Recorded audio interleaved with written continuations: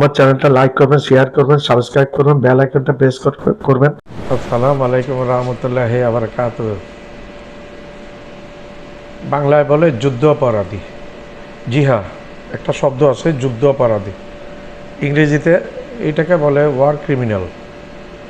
যুদ্ধ অপরাধীকে ইংরেজিতে বলে ওয়ার ক্রিমিনাল। ডোনাল্ড ট্রাম্প একজন বড় জাতের ওয়ার ক্রিমিনাল বর্তমান বিশ্বে। নেতানিয়াহু, ডোনাল্ড ট্রাম্প এবং মোদি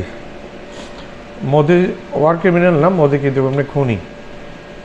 যুদ্ধাপরাধী হচ্ছে নেতানিয়াহু এবং ডোনাল্ড ট্রাম্প।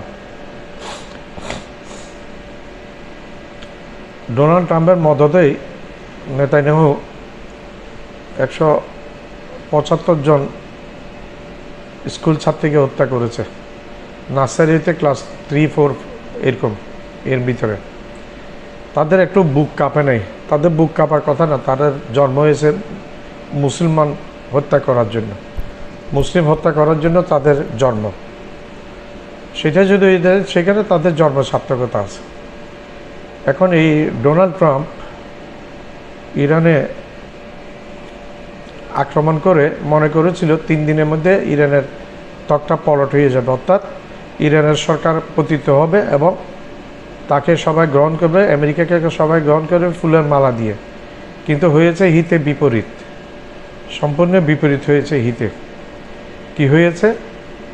হিতে হয়েছে পুরাটা বিপরীত।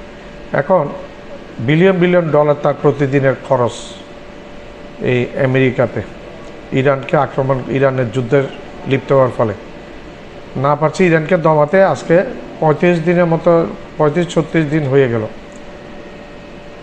এখন ছেড়ে দামা কেঁদে বাঁচে, বরং তার অনেকগুলা ফাইটার প্লেন হারিয়েছে। তার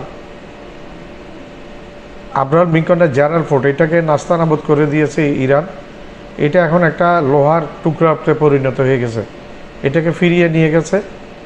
এটা যুদ্ধের অনুপযুক্ত করে দিয়েছে ইরান এবং হুমকি দিয়েছে ইরানে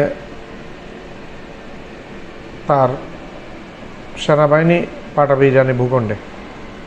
ইরানিরা বলেছে, কিছু পাঠিয়েছে, ইরানিরা বলেছে পাঠাক, আমরা অপেক্ষায় আছি, আমরা গুনে গুনে লাশ ফেরত দিব কফিনে করে।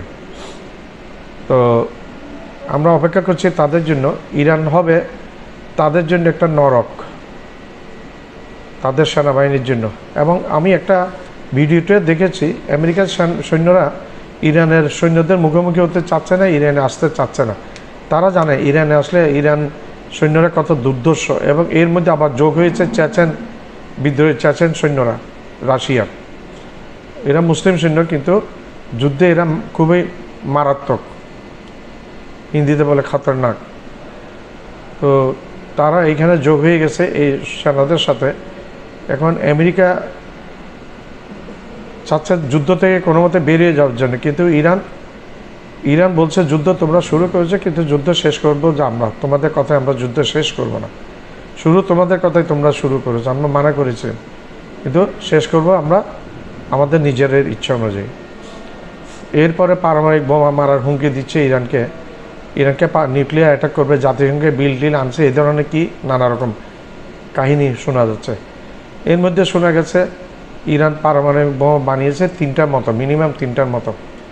এবং আবারও শোনা যাচ্ছে ইরানের পারমাণবিক বোমাগুলো তাদের লং রেঞ্জ, ডিফারেন্ট রেঞ্জ মিসাইলের মাথায় ওয়ার হেড হিসেবে যুক্ত হয়ে গেছে। আমেরিকা ইরানে পারমাণবিক বোমা মারতে ভয় পাচ্ছে। আমেরিকা ইরানে পারমাণবিক নিউক্লিয়ার অ্যাটাক করতে ভয় পাচ্ছে। সেই কারণ কি? সেটা ইরান মানলে অলরেডি রাশিয়া বলে দিয়েছে, ইসরায়েলকেও বলে দিয়েছে, তোমরা যদি পারমাণবিক আঘাত করো আমরা তোমাদেরকে পারমাণবিক আঘাত করবো। রাশিয়া, দেখেন, ইরানের সাথে স্বার্থ সবার আছে, তেলের স্বার্থ।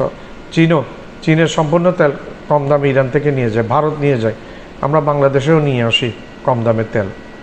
এখন এই ট্রাম্পের দেশে প্রত্যেকটা শহরে, কয়েক হাজার শহরে লক্ষ লক্ষ লোক ট্রাম্প বিরোধী বিক্ষোভ করছে। তারা বলছে no king go away, no king go away. ট্রাম্পের মাথায় রাজার মুকুট পরিয়েছে, তুমি চলে যাও, আমাদের এটা রাজতন্ত্র না, এটা গণতন্ত্র। আমেরিকার মধ্যে গণতন্ত্র আছে বলে তারা বিক্ষোভ করছে। এখন ইরানের রিজিম চেঞ্জ করতে গিয়ে নেতানিয়াহু এবং ট্রাম্পের নিজেদের রিজিম কোনো চেঞ্জ হয়ে যায় কিনা সেটাই কারণ সামনে ইলেকশন ইসরায়েলের নেতানিয়াহু জিতবে না এই যুদ্ধবাজ, তার বিরুদ্ধে বিক্ষোভ হচ্ছে এখানে। একই অবস্থা ডোনাল্ড ট্রাম্পের আমেরিকাতে। এখন তারা দুজনেই ইসরায়েল কিন্তু চাচ্ছে যুদ্ধটা লেগে থাকুক, আর ট্রাম্প চাচ্ছে বেরিয়ে যাবে। ট্রাম্প মনে হচ্ছে বেরিয়ে যাবে। ট্রাম্প যদি যুদ্ধ থেকে বেরিয়ে যায় তাইলে কিন্তু ইরান ইসরায়েলকে একেবারে মাটির সাথে মিশিয়ে দেবে, সেটা আর বলার অপেক্ষা রাখে না। ইসরায়েলের পারমাণবিক হাইফাতে যে নিউক্লিয়ার ফ্যাসিলিটিস আছে সেখানে মাটির সাথে মিশিয়ে দিয়ে এবং তেজস্ক্রিয় নাকি বাতাসের সাথে ছড়াচ্ছে। দর্শকদের অনুরোধ করব, আপনারা দেখেছেন এই বুড়াটার ছবিটা আমি এই ক্লিপের সাথে আছে, আপনারা দেখেন। এই নাকি একটা পরাশক্তির, বিশ্বের সবচেয়ে বড় পরাশক্তির নাকি প্রেসিডেন্ট। তার যদি এরকম অবস্থায় ফিজিক্যাল আনফিটনেস এবং নানা রকম আনফিটনেস আছে, তার স্ক্যান্ডেল আছে, অনেক কিছু আছে, তো আপনারা দেখেন তার অবস্থাটা। এই বান্দরটারে দেখেন, এই বান্দরটারে দেখে কি মনে হয় কোনো একটা সুপার পাওয়ারের প্রেসিডেন্ট?